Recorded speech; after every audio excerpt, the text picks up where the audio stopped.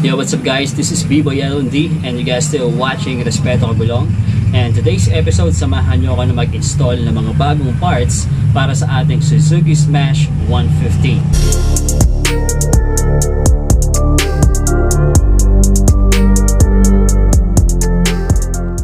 So, umpisahan na po muna natin sa brake lever.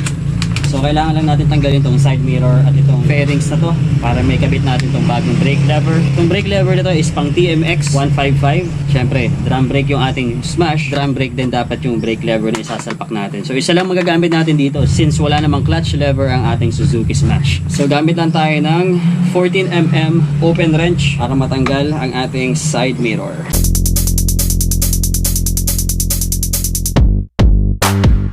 Okay.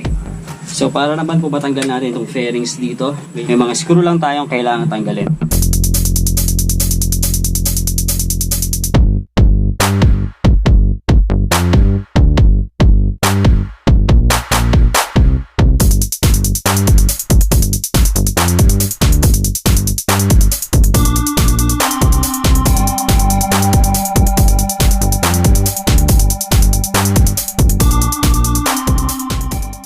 So ito na po yung itsura ng ating ng loob.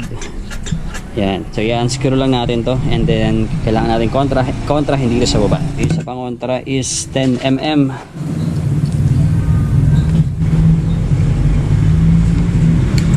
Na. Yun. Ito yun. Yung stock na brake lever.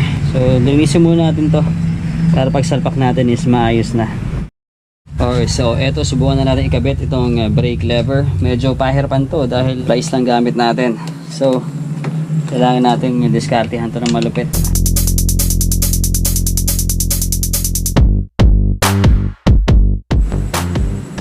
So yan, since nakakabit na natin siya, lagyan na rin natin ito bolt. And syempre sa paglalagay na ito is huwag natin kalimutan lagyan ng grasa. Kung wala kayong grasa, pwedeng WD-40.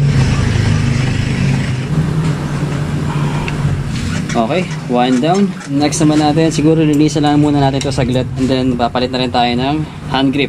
Yun. Okay, so nalinis na natin yung part ng loob niya. So tanggalin na natin itong nakalagay na hand grip dito and then papalitan natin yung bago.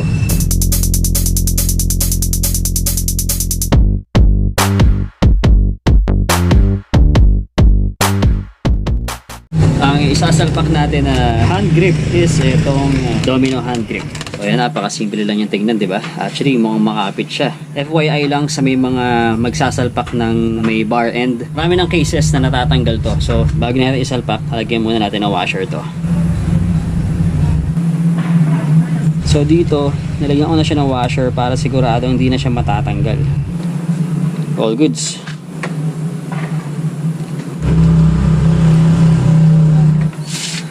Ayos, diba? Mas maganda na itsura niya ngayon. For sure, hindi na ito matatanggal.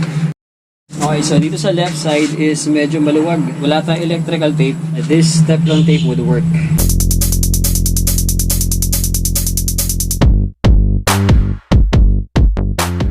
So, etong hand grip na to sa left side, yan, nalagyan na rin natin to ng washer sa loob.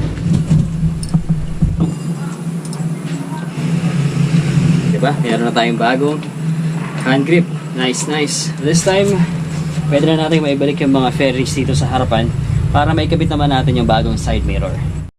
So, ito na po at naikabit na natin ang fairings dito.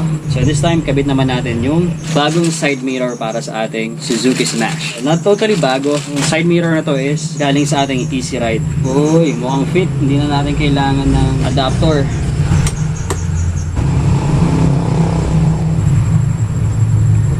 Okay na. Meron na tayong bagong side mirror. So eto, meron tayong bagong anong tawag dito?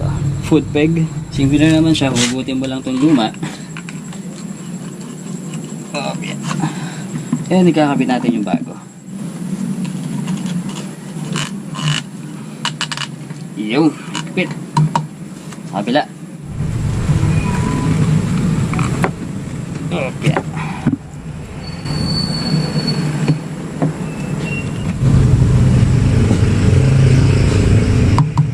Okay na, may mga ikakabit pa tayo. Passengers foot peg. Yan. So alisin muna natin yung luma. So since natanggal ko na yung sa right side, dito naman tayo sa left side. So atake natin yung nakausli. Yan, dito tamang diskarte lang talaga, no? Hindi ganun kadaling gawin to. Mukha lang siyang simple pag titingnan, pero pag ginawa mo na, ang hirap na. Ayun, sungkitin na natin to. Flat screw para may ilabas itong bolt ba ang tawag dito. Yun, tanggal na natin. So ito na po ang ating bagong passenger's foot peg. Hinukot ko siya dito. Masyado siyang mahaba. So magiging problema natin dyan is aalog-alog siya pag kinabit natin. At the same time, masyadong mataba yung bolt niya. Ang mas magandang gawin dito is gamitin na lang natin yung stock na bolt. Yan. Kasi hindi rin natin siya may sasalpak. Wala, hindi kasya. So ito yung pagkakabitan natin. Tingnan natin kung uubra ba to.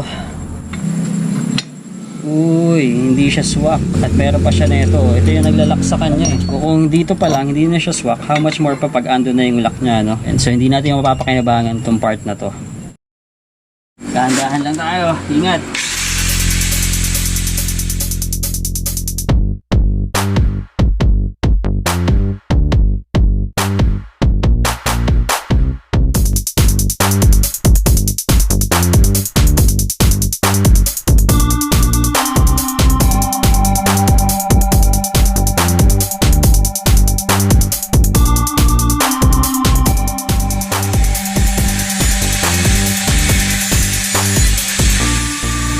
So finally naikabit na natin yung left side foot peg. Medyo masalimutan yung ginawa natin dito. Medyo nag-grind tayo ng pangmalupitan dito sa part na to, both sa foot peg at saka doon sa pagkakabitan niya.